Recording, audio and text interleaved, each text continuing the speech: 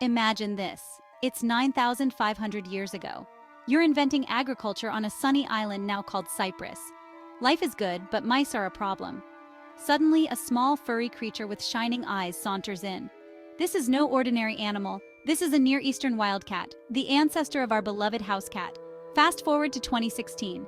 Archaeologists on Cyprus unearth a fascinating discovery: a human skeleton and a cat skeleton buried together. This ancient cuddle puddle is the oldest evidence we have of a cat-human bond, pushing back the timeline of cat domestication by a whole 4,000 years. The furry pioneers probably hitched a ride with early farmers from the neighboring Levant region. The rest, as they say, is history. So how did we go from wary wildcats to cuddly couch companions? The answer is a slow dance of domestication. It all started with a shared enemy: rodents. Early humans realized that grain-loving rodents were a real buzzkill. Enter the wildcat, a natural-born hunter with a taste for vermin. It was a win-win situation. Humans got pest control, and cats got an all-you-can-eat rodent buffet. As cats and humans spent more time together, we started to bond. Over generations, cats evolved to become more tolerant of humans, their hiss replaced with a purr.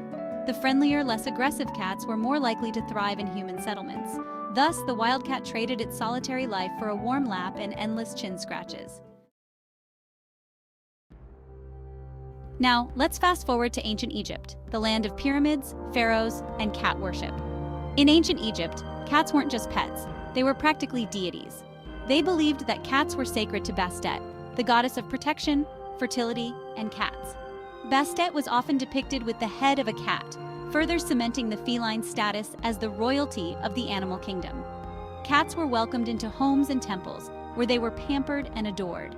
Killing a cat, even accidentally, was a serious crime, punishable by death.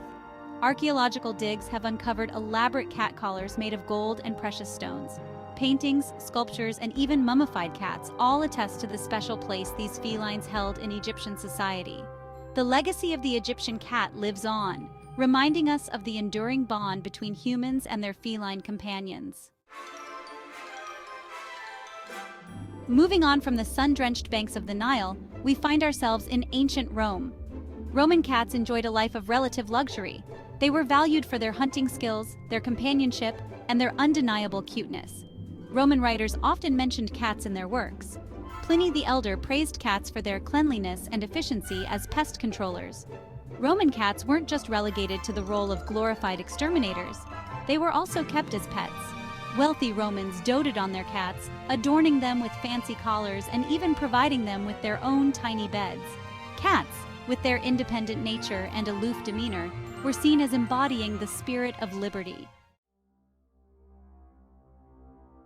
The Middle Ages, a time of knights, castles, and cat accusations. This era saw a shift in how cats were perceived, with superstition and fear casting a shadow over their once revered status. The Black Death had a profound impact on how people viewed cats. Felines, particularly black cats, became associated with witchcraft and evil spirits. This fear-mongering led to the persecution of cats. Some historians believe that the widespread killing of cats actually contributed to the spread of the Black Death. Despite the challenges of the Middle Ages, cats persevered. They continued to live alongside humans, their mousing skills proving too valuable to ignore. As Europe emerged from the darkness of the Middle Ages, the Renaissance dawned. The Renaissance was a time of contradictions for felines. They were celebrated in art and literature, their beauty and grace inspiring artists and writers alike. Leonardo da Vinci was famously fascinated by cats.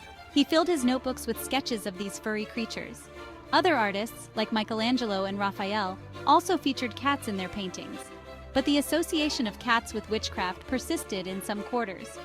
Despite these challenges, cats continued to find their way into human hearts during the Renaissance. They were valued as companions, their playful antics providing amusement and comfort. Fast forward to the 18th and 19th centuries, a time of revolutions, industrialization, and cat shows. The modern era saw a dramatic shift in how cats were perceived. The Victorian era, in particular, embraced cats with open arms. Queen Victoria herself was a renowned cat lover. Cat shows became all the rage, with breeders showcasing their finest pedigreed felines. The rise of mass media also played a role in cementing the cat's status as a cultural icon. cats began appearing in newspapers, magazines, and even early films. From pampered pets to internet sensations, cats have conquered the modern world, one purr at a time. Looking back over thousands of years, it's amazing to see how far cats have come. From wild predators to pampered housemates, their journey is a testament to the enduring bond between humans and animals. The story of cat domestication is a reminder that our relationship with animals is complex and ever-evolving. From the practical partnership of early farmers and wildcats to the spiritual reverence of the ancient Egyptians, our interactions with cats have shaped both our history and theirs.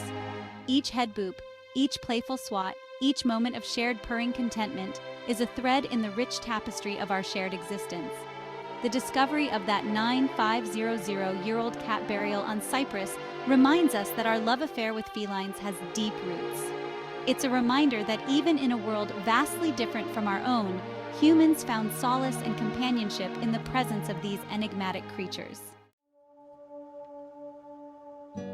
So why are we so drawn to these furry, independent creatures? Science may have an answer. Our love for cats could be hardwired into our brains, a product of both evolutionary biology and good old-fashioned chemistry.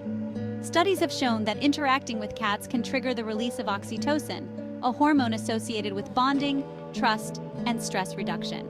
The rhythmic purring of a content cat has also been shown to have therapeutic benefits, lowering blood pressure and reducing anxiety. Cats, with their independent nature and unpredictable behavior, challenge us in ways that other domesticated animals don't. They keep us on our toes, forcing us to earn their affection rather than demanding it outright. Ultimately, our love for cats is a mystery as complex and multifaceted as the creatures themselves.